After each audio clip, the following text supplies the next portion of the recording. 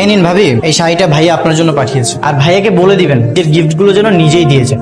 আহারে কি কষ্ট আমার হবু দেবরটার। আচ্ছা আসো, ভিতরে আসো। আমার ভিতরে যাওয়ার এত সময় নেই। কে আসছে আপু? হাই।